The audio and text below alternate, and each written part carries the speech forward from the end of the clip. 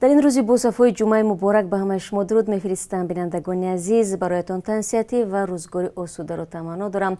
ساعت با وقتی پراگ 10، با وقتی مسکو 12 و دوشنبه باشد 14 است. در ساعتی که همه روزه من شعله گلخوجه برایتان خبرهای تازه تاجیکستان و جهان را تقدیم میکنم. در دوام این صحبت کوشش میکنم با سوالهایی که در جریان پخش‌های مستقیم از ما میپرسید همین گونه جواب بدهم، از جمله درباره کاری مسجدها و سرنوشت مرز و پروازها. شروع میکنم از اون که تاجیکستان از اعلان آتش بس در قره‌باغ کوهی استقبال کرده است. وزارت کار خارجه تاجیکستان در این باره اظهارات نشر نمود.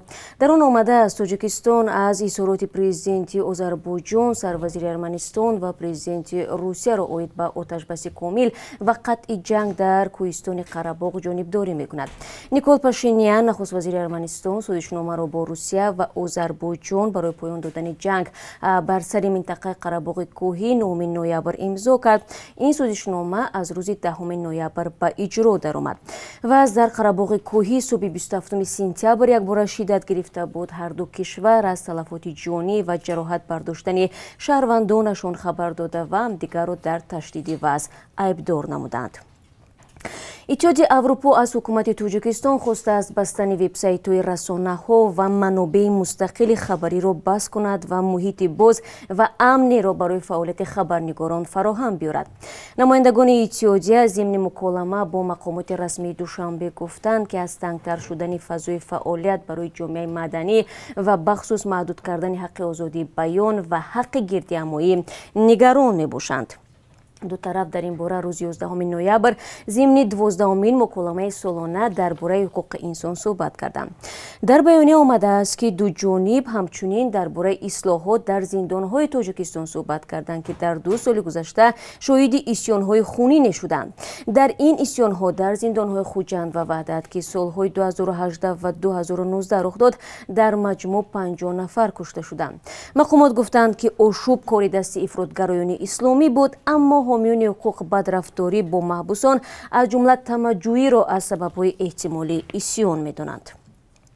دوستان عزیز، پروازهای چارتری از روسیه به تاجیکستان روزهای شنبه و یک شنبه نیز ادامه خواهد کرد. طبق جدول هماهنگ شده بین مقامات تاجیک و روس در 2 روز آینده توسط شرکت سامان ایر در پرواز غیر نقشه‌ای برای انتقال مسافران عملی می‌گردد. به همین ترتیب روز 14 نوامبر 3 پرواز از مسکو و یک پرواز از کراسنویارسک به دوشنبه صورت می‌گیرد. روز 15 نوامبر باشد یک باره 6 پرواز ریزی شده است. روز 15 نوامبر باشد همین گونه پروازها عملی می شوند، چون معمول 3 پرواز از مسکو به پایتخت تاجیکستان است و یک پرواز دیگر از شهرهای سنت پترزبورگ، قزان و یکاترینبورگ راه اندازی می گردد.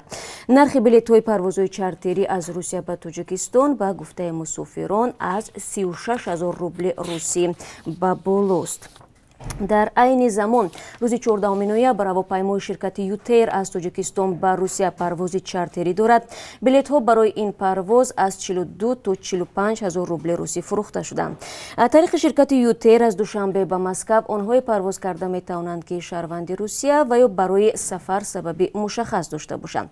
مثلا آنهایی که برای طبابت به روسیه می روند و حجت‌های طبی آنها از جانب وزارت تندرستی روسیه تصدیق شده باشد.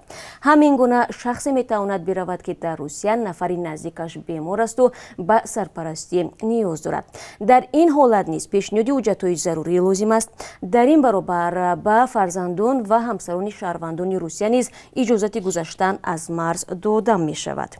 گفتن نماند به قول سفارت روسیه در تاجیکستان، آنهایی که حق اقامت دائمی یا خود VNG دارند ولی از ماه مارس به این طرف، یعنی در زمان اپیدمی کووید 19 به تاجیکستان آمده باشند، احتمال دارد که طریق این پروازهای چارتری به روسیه برگشتن را اجازت پیدا نکنند. ضمناً روز گذشته مقامات هوانوردی تاجیکستان و روسیه در یک ملاقات ویدیویی مسئله پروازها را بررسی کردند، ولی ظاهراً این بار نیز جانب‌ها برای برقرار کردن پروازهای دائمی زبان نیافتند و این مسئله حل نشد. به هر حال ما منتظر خبرهای خوب خواهیم بود دوستان. азия плюс бошад менависад ки вазири маорифи тоҷикистон гуфта аз донишҷӯёни тоҷики макотиби олии русия то боз шудани марзҳо метавонанд дар донишгоҳҳои тоҷикистон таҳсилашонро идома бидиҳанд. Ин пешниҳод дар мулоқот бо донишҷӯён дар донишгоҳи славянии русияву тоҷикистон ва дар ҳузури намояндаҳои россотрудничества, вазорати кори хориҷӣ ва вазорати маорифу илм садо додааст.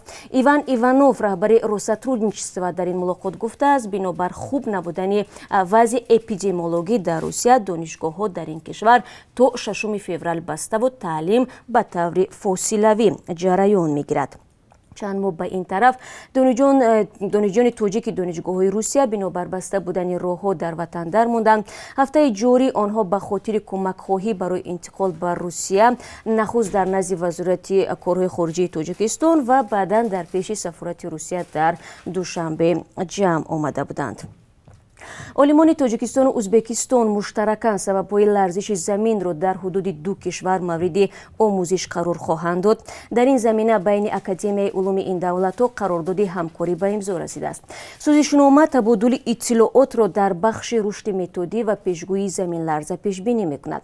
Олимон маълумоти геологӣ, геофизикӣ ва сейсмологиро бо ҳам мубодила хоҳанд кард.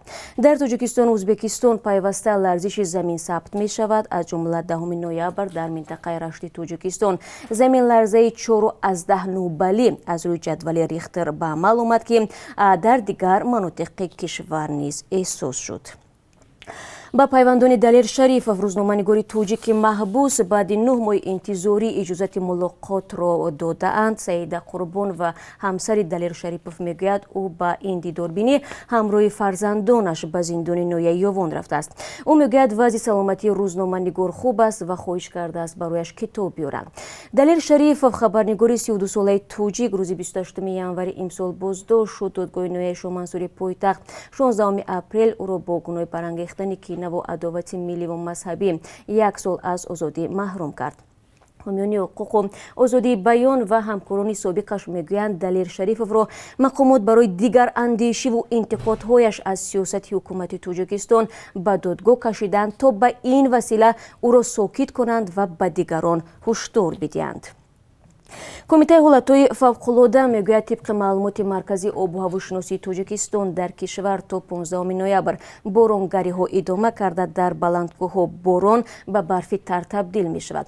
Шабона ва субҳгоҳон ҳавои сар дар минтақаҳои кӯҳӣ сабаби яхбандӣ мегардад. Дамои миёнаи ҳаво дар водиҳо аз 8 то ба 10 дараҷа хоҳад буд.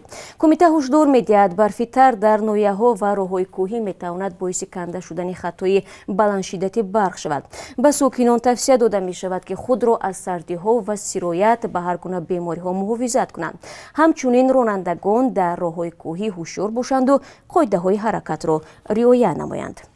дӯстони азиз, теъдоде аз шумо дар бораи сарнавишти масҷидҳои басташуда дар Тоҷикистон бинобар пандемияи COVID-19 борҳост ки аз мо суол мекунед.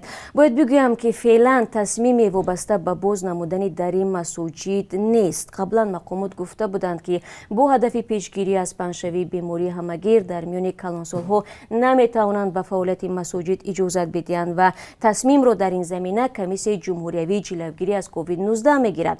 Масҷидҳо дар Тоҷикистон яке аз маконҳои асосии таҷаммӯъ мебошанд ва рӯзҳои ҷумъа дар ин ҷо истиёми бузурге ҷамъ мешаванд ва ба қавли мақомот бахусус дар намози ҷумъа риояи фосилаи иҷтимоӣ номумкин аст ва бояд гуфт ки дар Тоҷикистон ҳудуди 4000 масҷидро расман сабти ном карданд.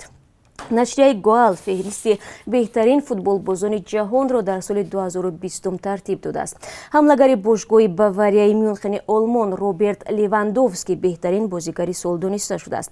Дар ин феҳрист ҷои дуввумро ним ҳимоятгари дастаи Манчестер Сити Англия Кевин де Брюйне ишғол кард. ҷои севумро ҳамлагари тими Барселонаи Испания Лионел Месси касб намуд.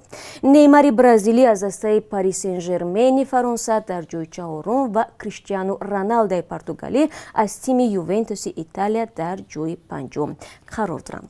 خب بینندگان عزیز، این چند خبری تازه بود که من خواستم در این ساعت برای شما بگویم. فراموش نکنید که برنامه خبری در پیش داریم. بعد از 30 دیگر در پخش مستقیم تقدیم شما می شود. تا آن دم اگر درخواستی دارید، سوالی دارید، می توانید بنویسید و من تلاش می کنم که در صحبت‌های بعدی به سوال‌های شما پاسخ بدیم. تشکر که با ما هستید. روزی با برور داشته باشید و بار دیگر روزی سعیدی جمعه مبارکتان.